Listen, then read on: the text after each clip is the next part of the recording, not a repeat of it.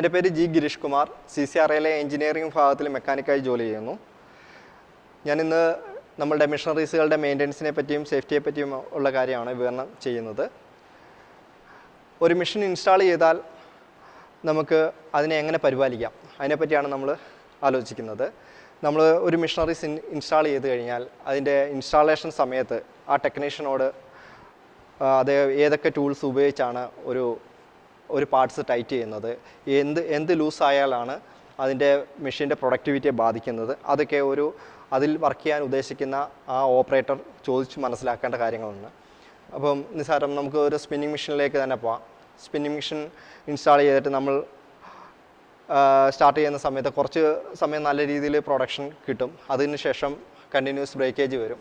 അപ്പോൾ നമുക്ക് സാധാരണ രീതിയിൽ നമ്മുടെ ക്രോക്കഡൈൽ മൗത്ത് എന്ന് പറയും, സിംഗിൾ സ്റ്റാൻഡ് ഫോം ചെയ്യുന്ന ആ ഭാഗത്ത് നമ്മൾ ഒന്നുകിൽ സ്പ്രിങ് അല്ലെങ്കിൽ റബ്ബർ ബാൻഡ് ഉപയോഗിച്ചാണ് ടൈറ്റ് കൊടുക്കുന്നത്.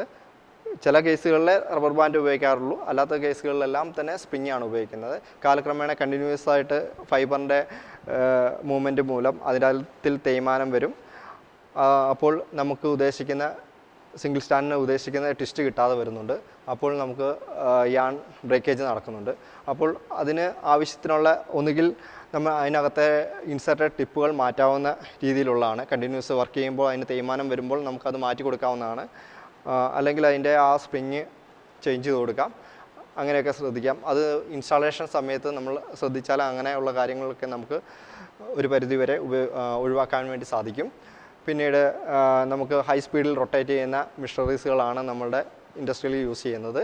അതിൽ നമുക്ക് ആവശ്യത്തിനുള്ള ലൂബ്രിക്കൻ്റ് ചെന്നില്ലെങ്കിൽ മെഷീൻ്റെ റണ്ണിങ്ങിനെ അത് ബാധിക്കും. അപ്പോൾ സ്പിന്നിങ് പോലുള്ള മെഷീനറീസുകളുടെ റൊട്ടേഷൻ ചെയ്യുന്ന ഹെഡുകളുടെ സമീപം നമ്മുടെ ബെയറിങ്ങിനോട് ചേർന്നൊക്കെ ഓയിൽ പ്രൊവിഷൻ ചെയ്യാനുള്ള പ്രൊവിഷൻസ് കാണും. അവിടെ നമുക്ക് ഡെയിലി വർക്ക് ചെയ്യുന്നതിന് മുമ്പും പിന്നെ വർക്ക് കഴിഞ്ഞിട്ടും ഓയിലിംഗ് കൊടുക്കുന്നത് നന്നായിരിക്കും. ആവശ്യത്തിനുള്ള, അധികമായാലും അത് പ്രശ്നമാണ്. ആവശ്യത്തിനുള്ള ഓയിലിംഗ് കൊടുക്കുക. പിന്നെ ഇതുകൂട്ട് റൊട്ടേറ്റിംഗ് പാർട്സുകളിൽ ചകിരിയും മറ്റുള്ള അസംസ്കൃത പൊടികളും മറ്റും കയറിയിരുന്നാൽ അത് വർക്ക് ചെയ്യുന്നതിന് മുമ്പ് ജസ്റ്റ് ക്ലീൻ ചെയ്തിട്ട് സ്റ്റാർട്ട് ചെയ്താൽ നമുക്ക് മെഷീൻ സ്മൂത്തായിട്ട് വർക്ക് ചെയ്യുന്നതാണ്. അതിനുശേഷം നമുക്ക് വീക്കിലി ചിലപ്പോൾ ഓയിലിംഗ് ഗ്രീസ് കൊടുക്കേണ്ട പാർട്സുകൾ കാണും. അങ്ങനെയുള്ള സ്ഥലങ്ങളിൽ ഗ്രീസ് നൽകുക. ഇപ്പോൾ എല്ലാ ദിവസവും വർക്ക് ചെയ്യുന്ന ഒരാൾ മെഷീനറീസിൻ്റെ ശബ്ദത്തിൽ എന്തെങ്കിലും വേരിയേഷൻസ് വന്നാൽ അത് ശ്രദ്ധിക്കുക. അപ്പോൾ നമുക്ക് മനസ്സിലാവും ഏതെങ്കിലും പോർഷനിൽ ബോൾട്ടുകളോ അല്ലെങ്കിൽ ഗ്രിപ്പ് സ്ക്രൂകളോ എന്തെങ്കിലും അഴിഞ്ഞു കിടക്കുകയാണെങ്കിൽ അതിൽ നിന്നും ശബ്ദങ്ങൾ കൂടി വരും. അത് നമ്മൾ ആദ്യമേ തന്നെ ആ ശ്രദ്ധയിൽപ്പെട്ടാൽ അതിൻ്റെ കറക്റ്റായുള്ള ടൂൾസ് ഉപയോഗിച്ച് തന്നെ നമ്മളത് ടൈറ്റൻ ചെയ്യുക. അതിന് ഒരു പാർട്സ് ഉപയോഗിക്കുമ്പോൾ അതിൻ്റെ ചോദിച്ച് മനസ്സിലാക്കണം ഏത് ടൂൾസാണ് ഉപയോഗിക്കുക. അപ്പം കറക്റ്റ് 14-15 സ്പാനർ ആണെങ്കിൽ അതിൽ കറക്റ്റ് 14-15 സ്പാനർ വെച്ച് തന്നെ ടൈറ്റ് ചെയ്യുക. അല്ലെങ്കിൽ അതിന് കൂടിയ സൈസിൽ നമ്മൾ ടൈറ്റ് ചെയ്യുമ്പോൾ അതിൻ്റെ ബോൾട്ടിൻ്റെ ഹെഡ് ഡാമേജ് ആവും. അത് പിന്നീട് നമുക്കത് ലൂസ് ചെയ്യാനോ ടൈറ്റ് ചെയ്യാനോ പറ്റാത്ത അവസ്ഥ വരും. അതുകൊണ്ട് തന്നെ റിവോൾവിങ് പാർട്സുകളിൽ പിന്നീട് ഇൻസ്റ്റാളേഷൻ കഴിയുന്ന സമയത്ത് നമുക്ക് പെയിൻറ്റോ അങ്ങനെയുള്ള വസ്തുക്കളോ ഒന്നും അടിക്കാതിരിക്കുക. നമുക്ക് കറക്റ്റായിട്ട് സെറ്റ് ചെയ്യാൻ അത് ബുദ്ധിമുട്ടാകും. പിന്നീട് നമുക്ക് എല്ലാ മെഷീനറീസുകളുടെയും ഹൈ സ്പീഡിൽ റൊട്ടേറ്റ് ചെയ്യുന്ന പാർട്സുകളിലെല്ലാം തന്നെ അതിനോട് ചേർന്ന് തന്നെ സേഫ്റ്റി ഗാർഡ് സെറ്റ് ചെയ്യേണ്ടതാണ്. വർക്ക് ചെയ്യുന്ന ഓപ്പറേറ്റർ ലൂസായുള്ള വസ്ത്രങ്ങൾ ധരിക്കുവാൻ പാടില്ല. എപ്പോഴും ടൈറ്റായിട്ട് നിൽക്കുന്ന വസ്ത്രങ്ങൾ തന്നെ ധരിക്കാവുള്ളൂ. സ്ത്രീകൾ വർക്ക് ചെയ്യുമ്പോൾ സാരി അല്ലെങ്കിൽ ചുരിദാറിൻ്റെ ഷാളൊക്കെ കറക്റ്റായിട്ട് ഒതുക്കി വെക്കുക.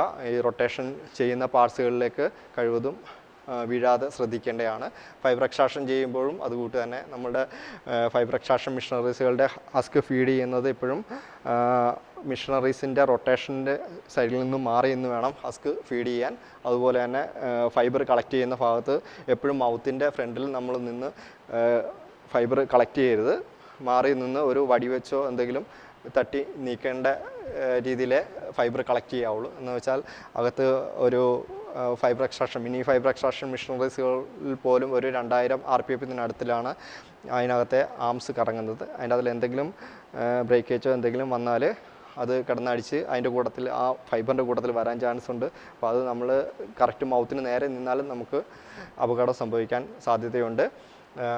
മിനി ഫൈബർ എക്സ്ട്രാക്ഷൻ മെഷീനറീസുകളിൽ നമ്മളുടെ അകത്ത് ടിപ്പുകൾ ഉപയോഗിക്കുന്നുണ്ട്. EN8 മെറ്റീരിയൽസ് ഉപയോഗിച്ചാണ് നമ്മൾ ടിപ്പുകൾ നിർമ്മിച്ചിരിക്കുന്നത്.